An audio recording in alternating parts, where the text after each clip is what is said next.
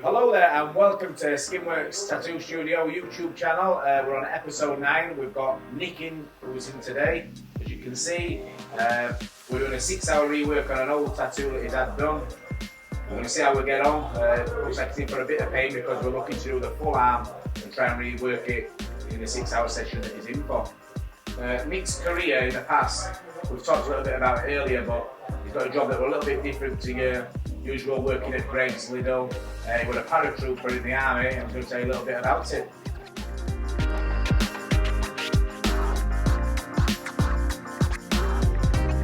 So obviously your job that you used to be into are a little bit different to mine. Just want to tell us a little bit about what it was that you used to do. Yeah, I used to be in the parachute regiment. Just something I always wanted to do from leaving school. Just joined the army and I ended up joining the parachute regiment. What age were you when you joined there then? 17. 17-year-old. What, and obviously that career that you went there, how long did you stick at that for? Were you in it for a while or you know? I was in for 8 years. 8 years? 8 years, mate, yeah.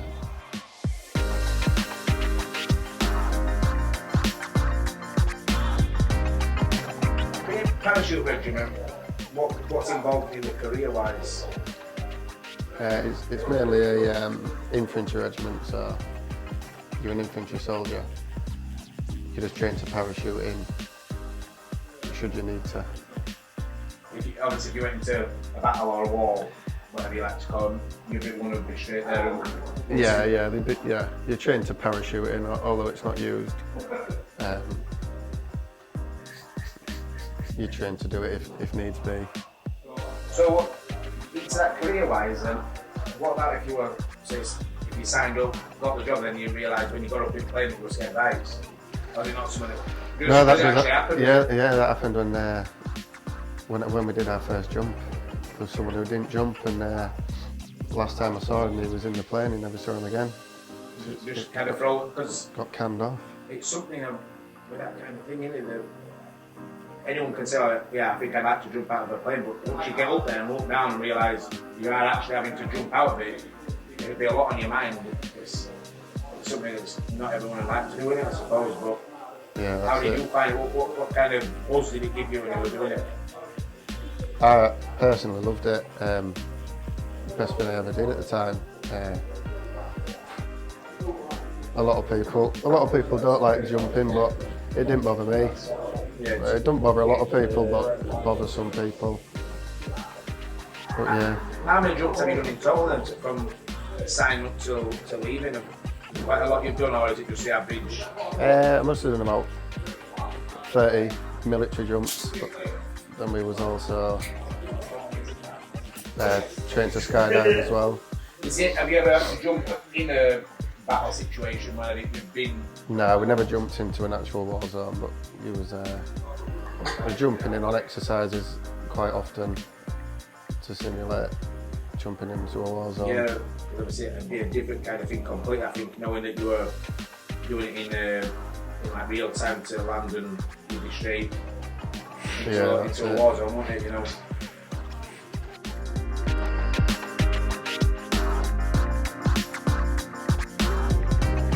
The job that you were in, what made you kind of stick at it then? You know, a lot of people might turn around and say it's not for me. What made you stay at that career and obviously do all the years that you've done in the army?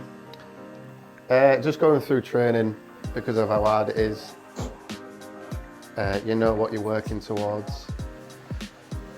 What hard training, what you were doing, and what would be like your weekly or daily exercise, and what would it be? What would it involve? Throughout training, you built up to to do an event called P Company, which consists of like several events. Like you'll do a 10 miler, 20 miler. Is this all in the same week, is it then? Or? Yeah, it's over a week. So there's like several events, and basically if you pass P Company, then you'll get given your maroon beret, and that's what you're working towards. You get to keep that then when you leave army. Is it something you get to keep that and bring on with you? Or? Yeah. Well, I suppose it's military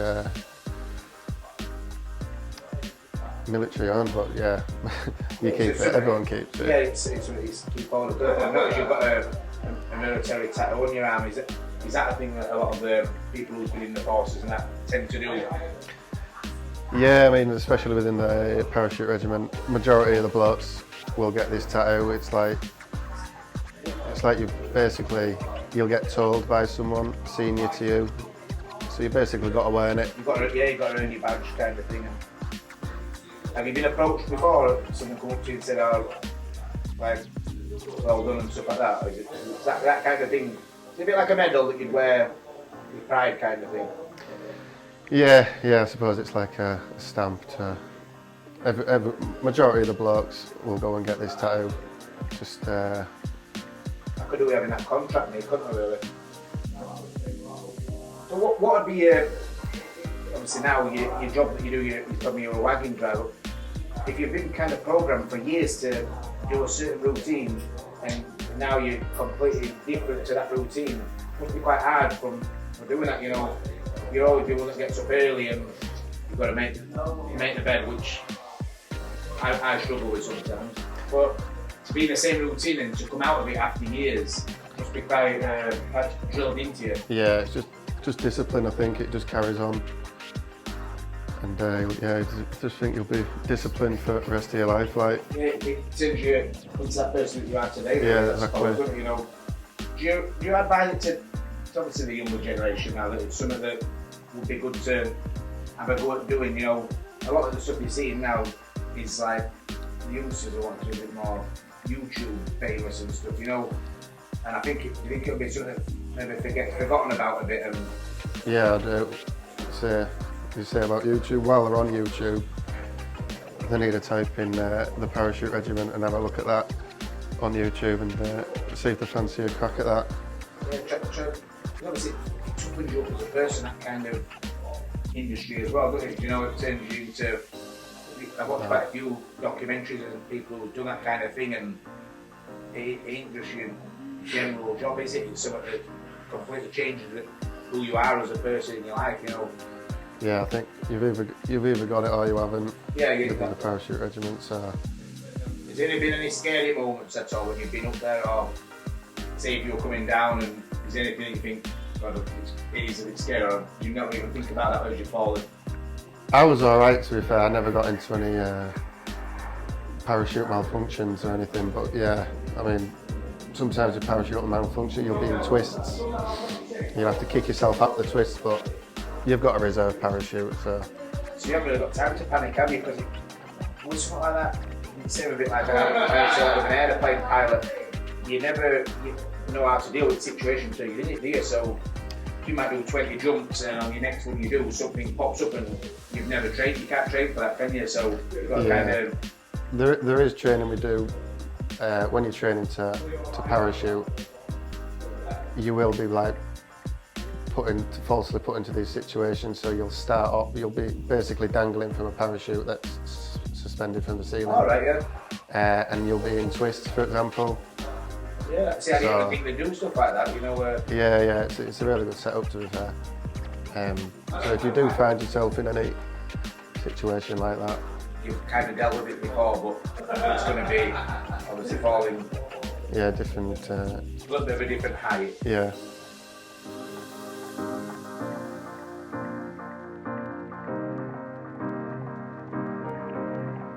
What were like a general routine then in that kind of job? What, were you up early, or did you have like until about 9:30 and then watch a bit of TV? Or Nah, there was none of that. It's usually fitness in the morning,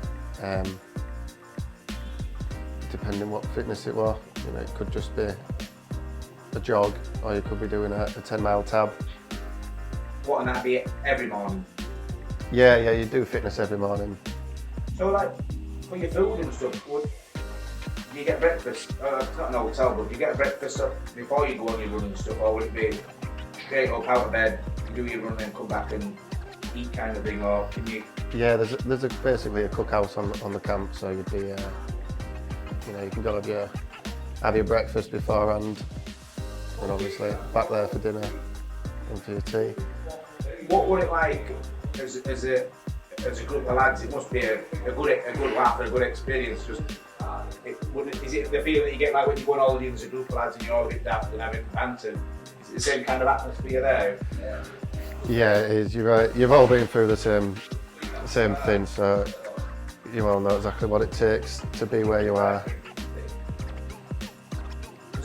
You'll get to really close with people, won't you? You'll get to meet a lot of people as well. That you might be with someone for a while and hang about with them, and then all of a sudden they've gone somewhere else. Do you not kind of miss them, the people that if you've done it for how many years did you say you've actually been in? 8 years I was in. Yeah, You must miss a few of the people that. Yeah, I mean, they come from all over the country. I mean, all over the world. To be fair, there was a few South Africans and. Who you got really like matey with and stuff like that. Yeah, I mean, I don't keep in touch with them now, but no. at the time, yeah, Because you'd be seeing them every day, wouldn't you? And yeah. There'd be certain people that you. There is a couple that I do keep in touch with, like a couple of Scousers and.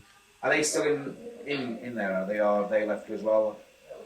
Yeah, I have still got mates that are still in. So would you reckon it's something?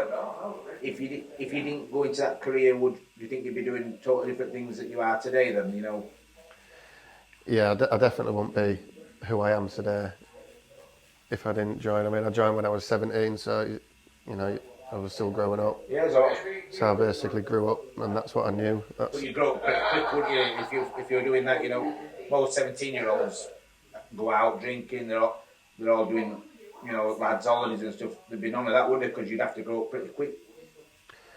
Yeah, I mean, once you pass training, you get serious and. Yeah, but you also paratroopers do like a beer, so there was plenty of that. So could you drink quite often if you wanted to? Were the beer available and? Yeah, I mean weekends are yours pretty much. So you can go out and do what you want. To be honest. And where were they based and where were you camp? In Colchester. So you just go out drinking around the local town? Yeah, there was in Colchester and I was in just outside of Cardiff as well. All right.